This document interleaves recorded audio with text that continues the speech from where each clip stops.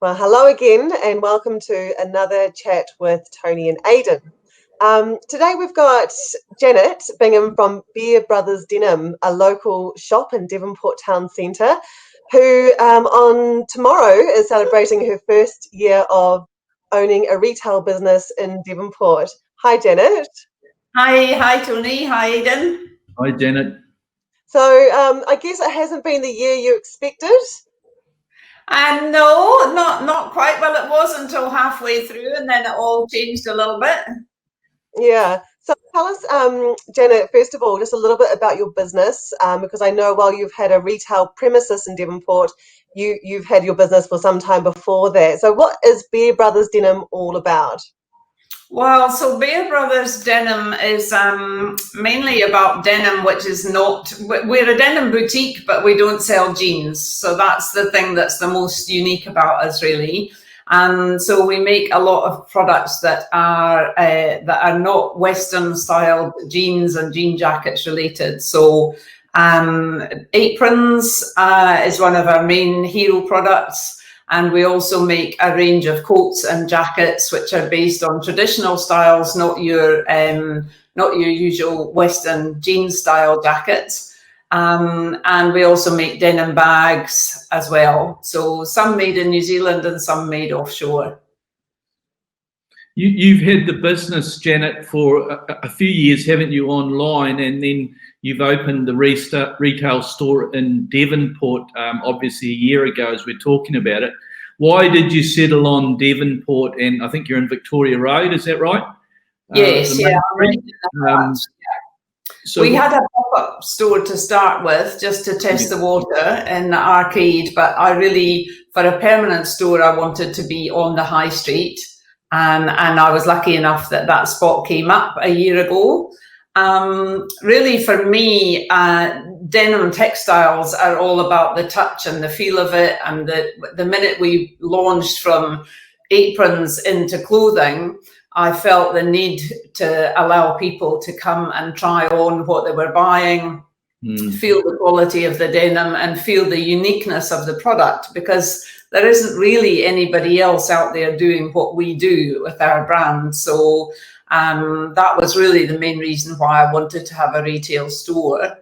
And Devonport, because I feel that, well, it's a lifestyle business for me. And so I wanted it to be as simple as possible and as given me as much pleasure as possible to do. And so I wanted it to be close to home. I've done my dash of long commutes in the city. So I wanted it to be close to home, so it was enjoyable that I could ride my bike there to and from work every day. And I know a lot of the customers as well and get to know them. I think Devonport's uniqueness is its village-like atmosphere. And I think that's something that I wanted to contribute to making it even more of a village community. And so I have regular visitors from people who just come in for a chat now, and who come back, and you feel that you're serving a purpose in the community a little bit beyond just selling products to people. It's been a pretty bumpy 12 months, isn't it, to go into a bricks and mortar store. Lockdown in late March, and then a few other hiccups on the way through. So how have you handled that, and how do you think that has affected the local business community? Well, I think no one's had an easy ride. It's affected everybody badly. I was lucky on two fronts, because we had rent relief from our landlords, which took a bit of the pressure off for me.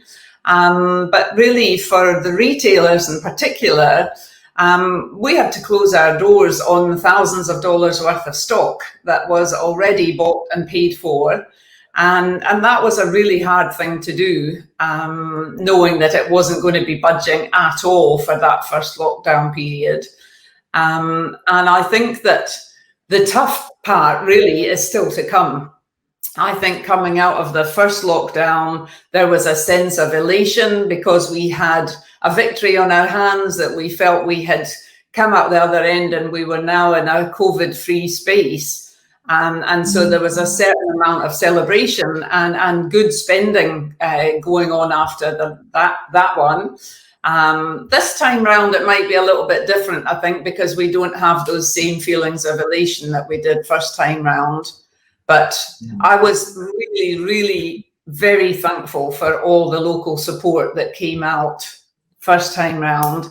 People who'd walked up and down past my shop and had their eye on things in the window for every day during lockdown when they'd done their daily walk. And I had one lady there at 10:10 on the first day of reopening saying, I want that, that and that, because I've been looking at it every single day and it's my birthday today, so I'm spending up large. And that, you know, that felt great then, but I think we're going to have a slightly tougher job now.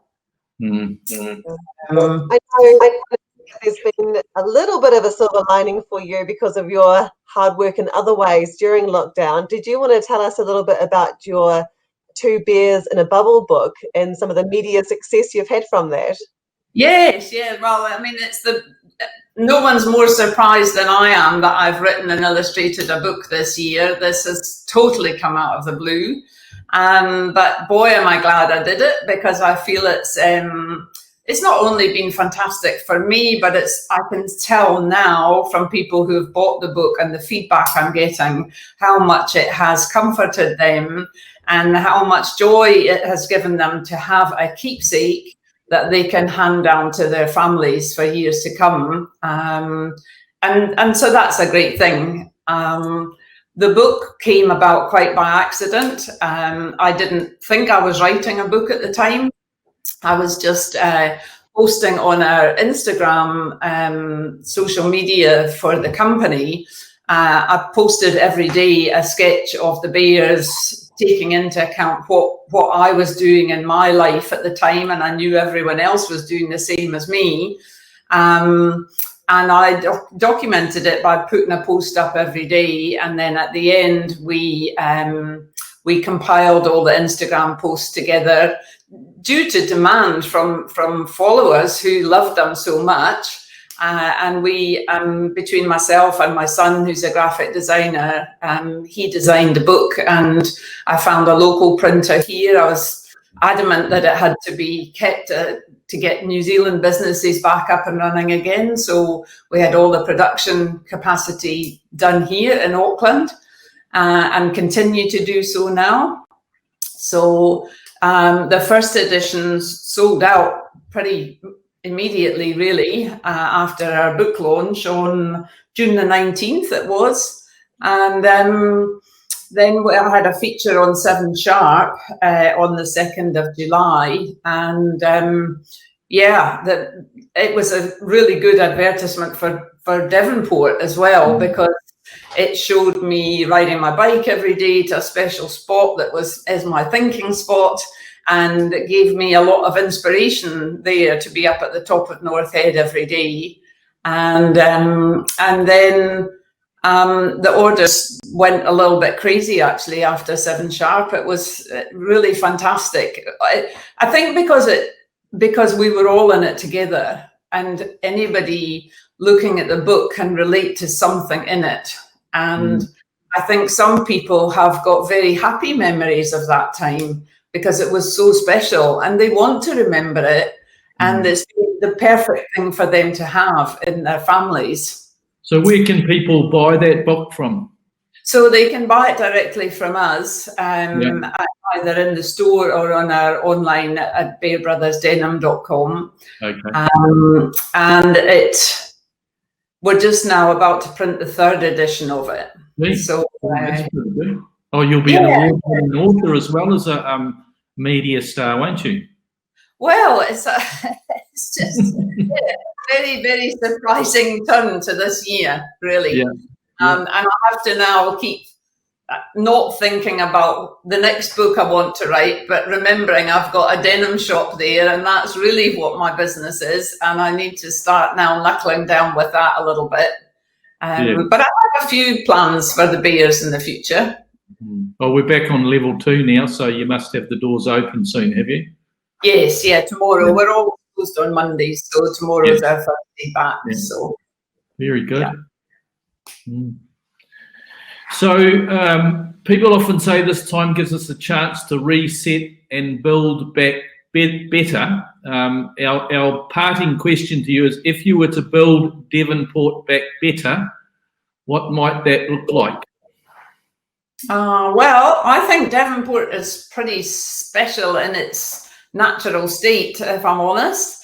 I think it's a very well visited place, both by local people who enjoy their life there, and also by visitors coming to Auckland, and of course our international visitors who might be absent for a wee while. I think with any place that is well visited, there should be a warm welcome for people arriving there. And I love that old school sign as you drive down Lake Road, the Devonport welcomes you sign. I absolutely love that. I think it's got a really beautiful old charm to it.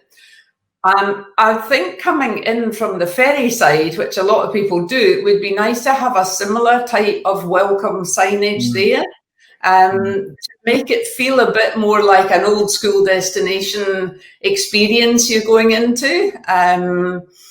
I think that would be nice, just to have a bit more of a warmth around that initial, you get off the boat, what's the first thing you see? And I feel personally that's just one small thing that could make people feel a bit more like they're in a special place and not just in another terminal. And I think I've also thought that perhaps because markets have become such a popular thing for people to do as part of their weekend activity, perhaps some kind of market type of approach to maybe one Saturday in a month, even, it doesn't need to be that regular, would be something that would attract a lot more people to come and have a wander. So yeah, that's a couple of things I would think of there. And maybe just cleaning up some of the signage a little bit. It can be a bit cluttered in places and a bit jaded and a bit old school. And yet we have fantastic brands that are Devonport local brands. And yet they can sometimes be a little bit hidden away. I think we should try and bring them a bit more into the forefront, really. Excellent. There's some good ideas there. I've really enjoyed the chat. All the best, Janet, for opening back up tomorrow. And I'm sure, as they've done in past lockdowns, the locals will support local businesses, because I think everybody wants to do that. So thank you very much for the chat. Great. Tony, you've got anything to sign off with? No, good luck, Janet. You've got a beautiful shop, do beautiful things, and I'm so grateful you're in Devonport. You're setting the tone just perfectly for the town centre, so keep it up. Okay, thank you. Thanks for the chat. Okay. See ya.